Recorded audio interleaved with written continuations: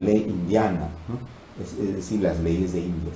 Estas leyes de India que ha sido proclamada en Sevilla incluso, con el Consejo de Indias, es la que administraba justicia en todo lo que venía a ser América, ¿no? Y eso deviene de ¿qué? Del romano germánico. Entonces, esta evolución es tan interesante y este cambio del derecho civil se da incluso después de la independencia del Perú.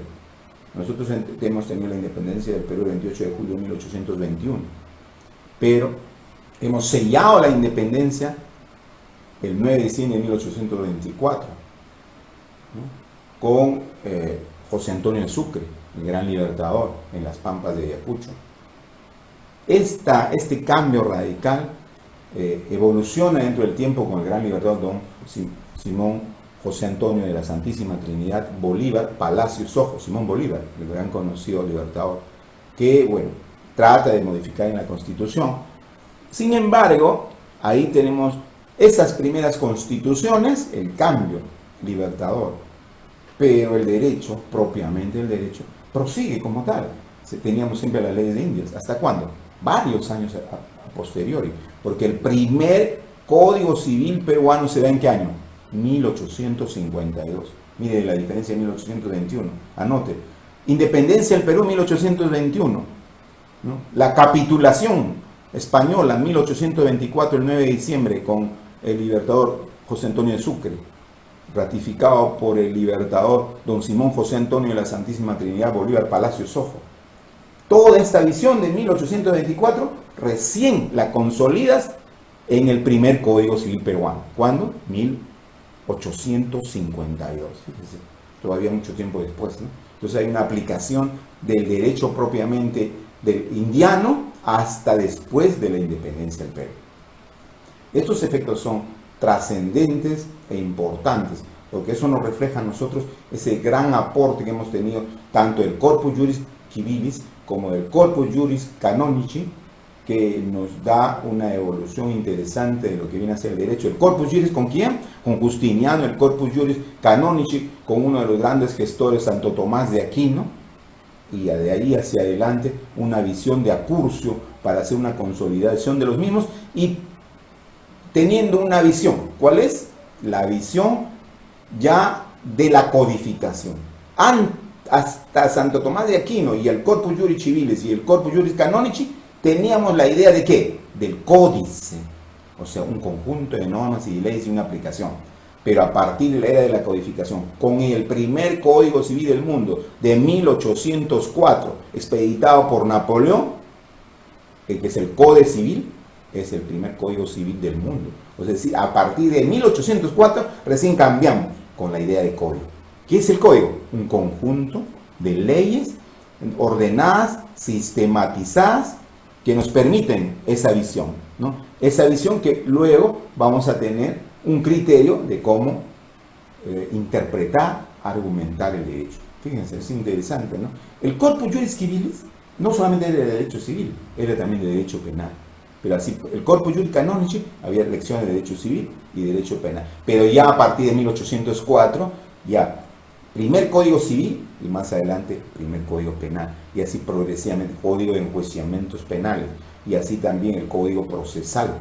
Entonces, esto va evolucionando a través del tiempo. Miren cómo es tan interesante el derecho para nosotros y esta ilustración de cómo evoluciona la historia dentro de las fuentes del derecho que nos permiten a nosotros establecer los principios generales, la doctrina, la jurisprudencia, la costumbre, la ley, como prioritario e interesante, ¿no? Y sin ello, también igualmente tenemos como criterios formales y como criterios también de uso de cada uno de ellos. El Civil Law y el Common Law nos va a agrupar entre familias jurídicas, nos va a establecer esas diferencias que más adelante nos va a permitir con el Código Civil proyectarnos hacia la recepción del Código Civil francés en América Latina. Perú, 1852. ¿No? Esa es la gran evolución. ¿Quién es el compilador en Perú? Don Manuel Lorenzo de Vidaurre. En Chile, un compilador posterior. ¿Quién fue? Andrés Bello, que también fue en Chile, en Colombia, en Venezuela, ¿no? Y en Brasil, Teixeira de Freitas, el compilador del primer Código Civil brasilero. Y esta evolución también igualmente llega a Argentina, ¿no? Que también ya a posteriori asimila el Código Civil de la evolución del Código Civil francés. Este es una Vélez Arfield, el gran compilador del Código Civil argentino. Fíjense, entonces, estos son datos interesantes. No olvidemos a Manuel Lorenzo Vidaurri, anoten, Perú, Andrés Bello, Venezuela, Colombia, Chile, muchos de los países latinoamericanos, el Código Andrés Bello, uno de los grandes códigos civiles del mundo, ¿no? Y del mismo modo, Vélez Arfield, el compilador del Código Civil argentino. Teixeira de Freitas, el compilador del Código Civil brasileño. Fíjese, ¿de dónde proviene el primer Código Civil? ¿Cuál es su influencia? El Código Civil italiano, el Código Napoleón. Luego vendrá de 1852 el segundo Código Civil. ¿Cuál es el segundo Código Civil? En 1936, ya con una influencia italiana, una influencia francesa, y luego el último código que tenemos, el Código Vigente. ¿De qué año es el Código Vigente, el Código Civil? De 1984. Que hoy en día incluso ya hay una reforma del Código Civil, porque ya hay instituciones y articulados que necesitan su cambio, ¿no? A ello se suma ya los nuevos criterios de la reforma de este código. Ya se han presentado, incluso la reforma del Código Civil, que ha estado en tratativas para su promulgación en el anterior Congreso, que bueno, aún no lo ha visto, no sé si lo verá, y no sé si se promulgará el nuevo Código Civil, ¿no? Que sí es necesario. ¿Por qué? Porque ya el Código de 1984 ya tiene muchos años y tiene varias instituciones que ya tiene que modificarse, ¿no? Entonces, esto es importante porque el derecho, a través de las fuentes que deben ser la norma, nos proyecta esta visualización interesante e importante, ¿no? Y no olvidemos que nos permite brindar a través de los principios generales del derecho toda esta categoría y esta sistematización. Del mismo modo, nosotros hemos visto que es tan interesante e importante la argumentación. ¿Por qué? Porque a través de la argumentación vamos a tener criterios, ¿no? Como hemos establecido, de prueba, razonamientos lógicos, de dialéctica, de retórica. ¿Para qué? Para poder lograr, ¿no?, plantear el caso y convencer al jurado. La retórica viene a ser el arte del convencimiento. O sea, yo tengo que tener las pautas necesarias como abogado para convencer la posición que yo tengo a efectos de la defensa, utilizando la teoría tridimensional del derecho: norma, hecho, valor.